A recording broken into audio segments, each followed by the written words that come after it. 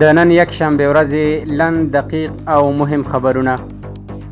د ریاست الوزرا اقتصادي مرستیال محترم ملا عبدالغني برادر اخوند په هرات کې د غالۍ جوړولو له فابریکې څخه لیدنه وکړه. په یاد لیدنه کې محترم ملا عبدالغني برادر اخوند له یو شمېر پانګوالو او سوداګرو سره وکتل او هغوی په هیواد کې دننه پانګونې ته وهڅول.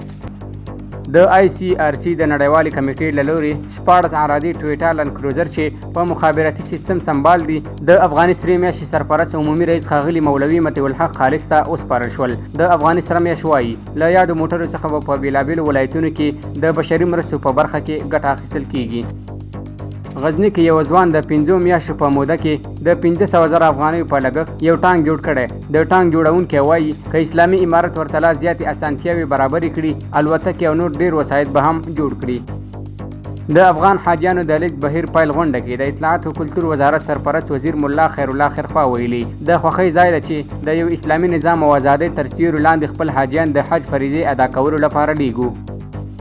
د کابل له سروبي ولسوالۍ وروسته د دې سبز ولسوالۍ هم د کوکنارو له کښته پاکه شوه. د کابل امنیه قومندانۍ د نشهیي توکو پر وړاندې د مبارزې مدیریت او د دې سبز ولسوالۍ پولیسو په کابل ولایت کې د کوکنارو کښت د له منځه وړلو عملیاتو په ترڅ کې د دې سبز ولسوالۍ هم د کوکنارو له کښت څخه په بشپړ ډول پاکه کړه. د افغان حاجیانو د لیږد بهیر پیل غونډه کې د ریاست الوزرا سیاسي مرستیال او کفیل مولوي عبدالکبیر ویلي د افغانستان اسلامي امارت د حاجیانو همکارۍ ته ژمن دی او تیر کال په لومړي ځل د افغان حاجیانو اضافي پیسې بیرته دوی ته وسپارل شوې. کابل ښاروالۍ وایي د کوټ سنګي میرویس میدان په ګلدانونو کې سلګونه زینتي ګلان کېنول شول.